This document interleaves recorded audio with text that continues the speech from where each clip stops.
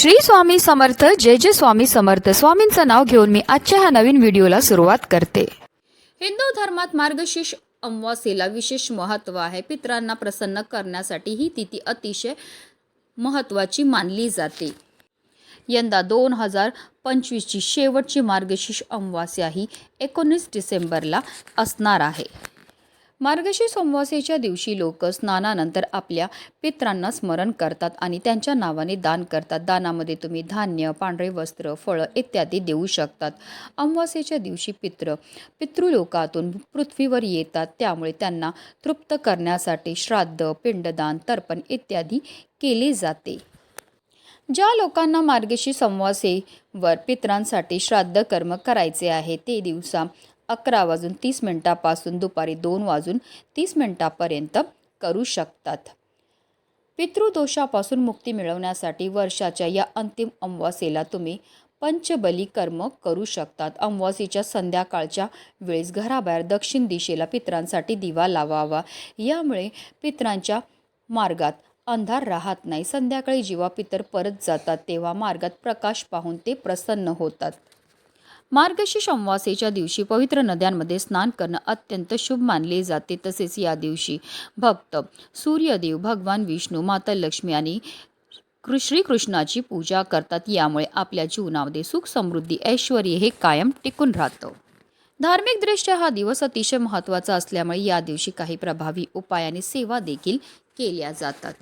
आणि म्हणूनच मार्गशीर्ष अमावास्येच्या दिवशी तुम्ही काही नाही केलं तरीही चालेल, पण अंघोळीच्या पाण्यामध्ये टाका ही वस्तू टाकल्यामुळे आपल्या जीवनामध्ये असणारा प्रखरातला प्रखर, पितृदोष, ग्रहदोष, शत्रुपीडा तर नष्ट होणारच आहे, पण आपलं 7 पिढ्यांचं दारिद्र्य नष्ट होऊन आपल्याला सर्व कामामध्ये यश प्राप्त होणार आहे. अतिशय प्रभावी असा हा उपाय. तर त्या कोणत्या वस्तू टाकायच्यात, कोणत्या वेळेत टाकायच्यात त्याबद्दल सविस्तर आणि महत्त्वाची अशी माहिती मी तुम्हाला या व्हिडिओमध्ये देणार आहे. तर व्हिडिओ पूर्ण पहा आणि जर तुम्ही माझ्या चॅनलवर नवीन असतील तर चॅनलला सबस्क्राईब करा आणि शेजारी बेल आयकॉन सुद्धा प्रेस करा, जेणेकरून तुम्हाला माझ्या नवनवीन व्हिडिओचं नोटिफिकेशन हे मिळत राहील आणि तुम्ही एक पण व्हिडिओ मिस करणार नाही.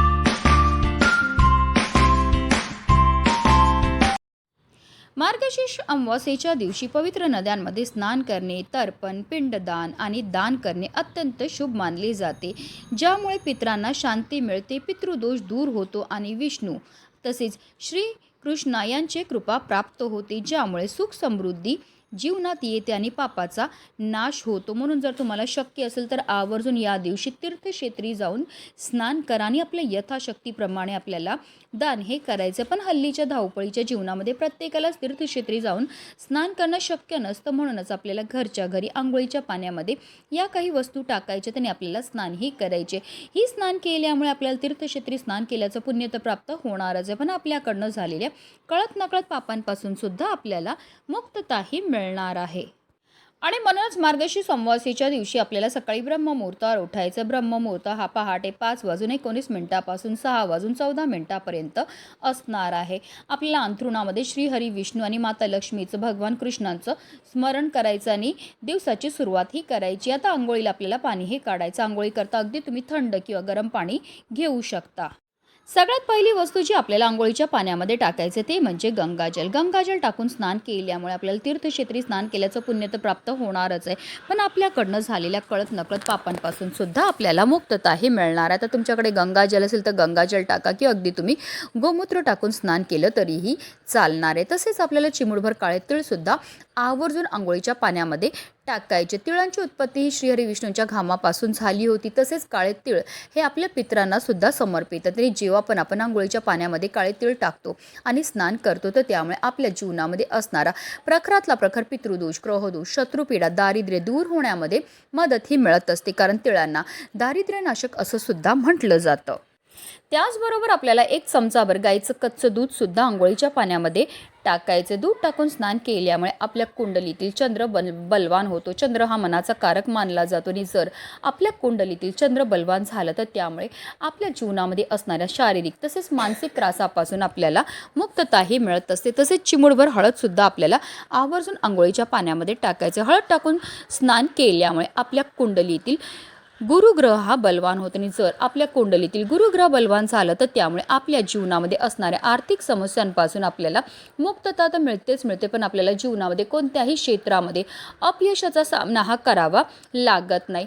तसेच आपल्याला चिमूटभर खडे मीठ सुद्धा आंघोळीच्या पाण्यामध्ये टाकायचे. मीठ टाकून स्नान केल्यामुळे आपल्या जीवनामध्ये असणारी जेवढी पण नकारात्मकता, इडापिडा, नजरबाधा दूर होण्यामध्ये मदत ही मिळत असते. तसेच आपल्यावर माता लक्ष्मी ही प्रसन्न होते, कारण मिठाला लक्ष्मीकारक असं सुद्धा म्हटलं जातं. कारण माता लक्ष्मीचे 2 भाऊ, एक दाता आणि एक विधाता. दाता म्हणजे मीठ आणि विधाता म्हणजे तुरटी. तसेच आपल्याला एक तुळशीचं पत्र सुद्धा आवर्जून आंघोळीच्या पाण्यामध्ये टाकायचं. तुळस म्हणजे साक्षात माता लक्ष्मीचं स्वरूप आणि आंघोळीच्या पाण्यामध्ये तुळशीपत्र टाकून स्नान केल्यामुळे आपल्यावर श्रीहरी विष्णूंची भरभरून कृपाही होत असते. कारण श्रीहरी विष्णूंना सर्वात प्रिय आहे ती म्हणजे तुळस. आंघोळीच्या पाण्यामध्ये तुळशीपत्र टाकून स्नान केल्यामुळे आपल्यामध्ये असणारी जेवढी पण नकारात्मकता, इडापिडा, दोष, दारिद्र्य दूर होण्यामध्ये मदतही मिळत असते.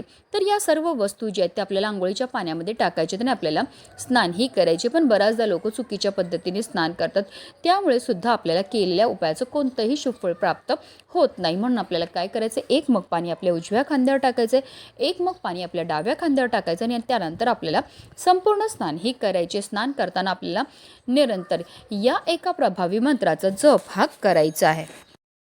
गंगेच्या, यमुनेच्या, गोदावरी, सरस्वती, नर्मदे, सिंधू, कावेरी जलस्मिन्स निधी कुरु.